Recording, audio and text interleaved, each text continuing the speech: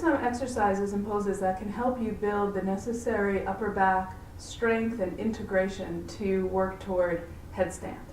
We'll begin in cactus position, so stand with your feet in Tadasana, either together or slightly apart and parallel. Take your arms up so that your upper arms are parallel with the floor and your elbows are bent to 90 degrees.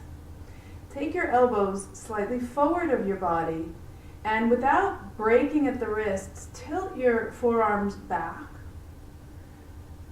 Have your chin parallel with the floor so your throat feels spacious and open.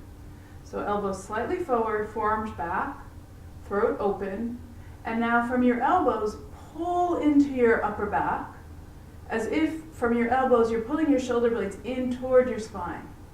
And you should feel that action right between the shoulder blades, where the block was lifting you earlier in the supported back bends.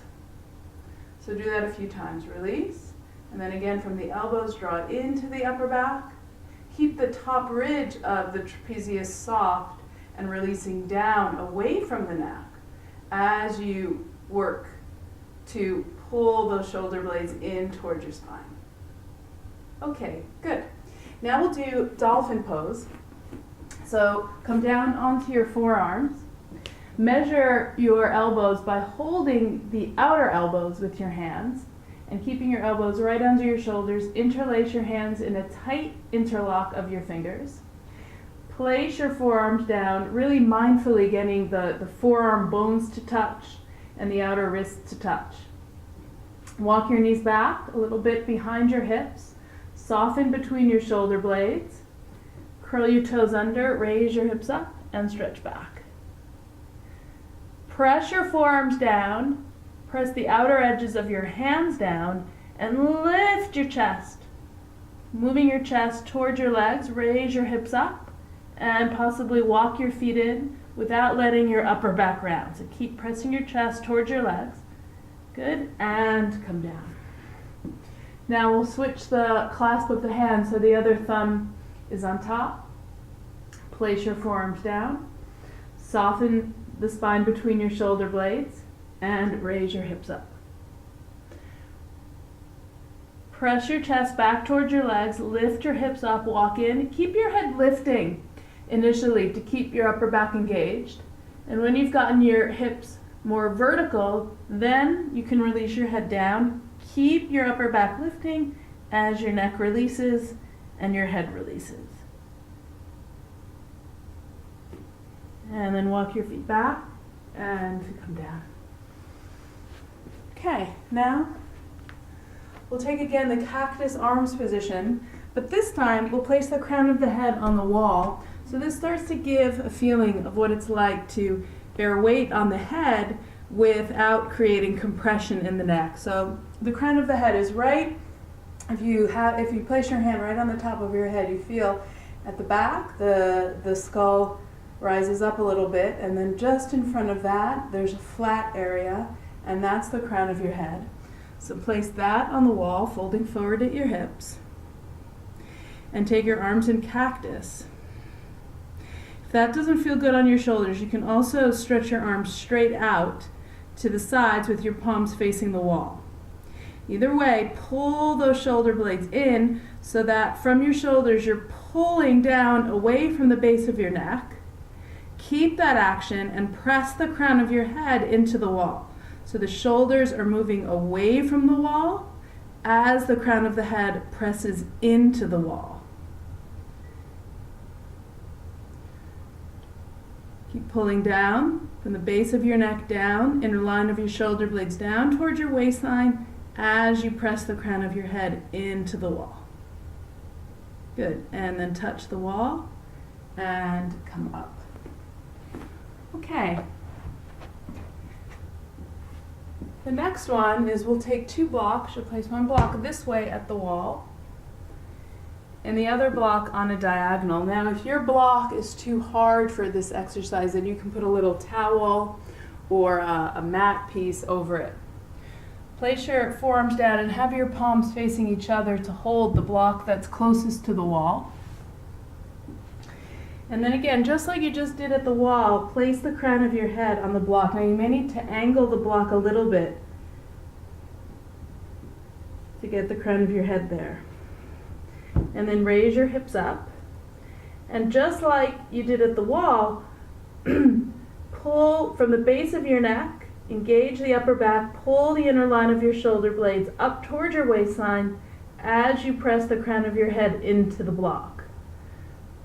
Again, getting the feeling of putting some weight on the head without compressing the neck. So the work of the upper back is to lift the shoulders and eventually the whole weight of the body up.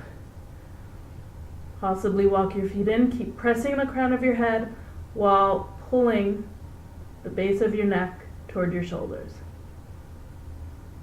Good. And come down. Okay, next we'll do dolphin pose with a block this way, right between the shoulder blades. Now it's a little bit hard, can be a little bit tricky or hard to place the block, so if you have someone there, you can get them to help you. So I'll do it here. I'm going to place the block, and then I'm going to come into dolphin. So the block, again, like in the supported back bend, is right between the shoulder blades. I'm going to walk in, and the block will help that action of engaging the thoracic spine, and again, lifting the shoulders up as the head releases down. So now my head is off the floor, and I'm walking in. You can let your neck and your head release. Good. And then come down.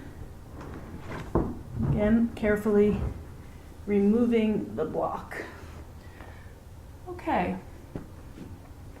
Next one, hold the block like this and place your forearms, elbows right at the wall, forearms up the wall.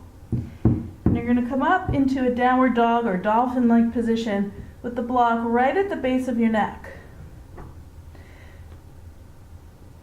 The action here is to move the base of your neck away from the block.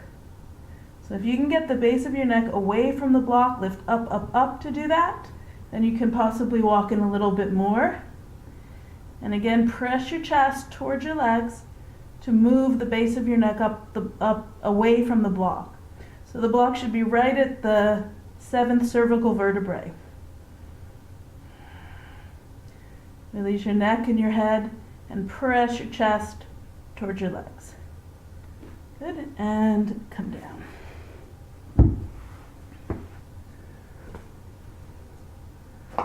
Okay, the next one is what I call a headless headstand, where you'll take your hands in headstand position and you'll kick up with your head off the floor. So raise your hips up, look toward your hands, walk in. Keep your head lifting, again, to help engage the upper back, and kick up like that. You can practice holding here for 30 seconds, 45 seconds. Again, this really builds the necessary strength to come into headstand. And then come down. And as you become more steady in that, again, always alternating the clasp of your hands, you might walk in and kick up, and once you feel steady, release the crown of your head to the floor while keeping most of the weight on your forearm, so your head is very light.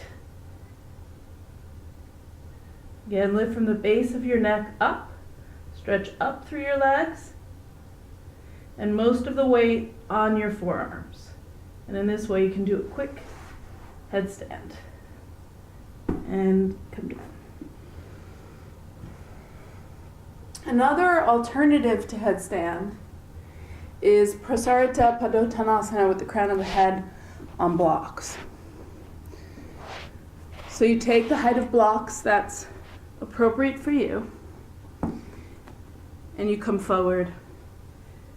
And again, place the crown of your head on the blocks. Place your hands shoulder width, forearms parallel with each other, and pull your shoulder blades up towards your waistline. Again, the inner line of your shoulder blades pulling up towards your waistline. So from the base of your neck, you're engaging up and crown of the head down. Keep pulling your shoulders up, so not rounding your back, but pulling your shoulders up your back as you press the crown of your head down.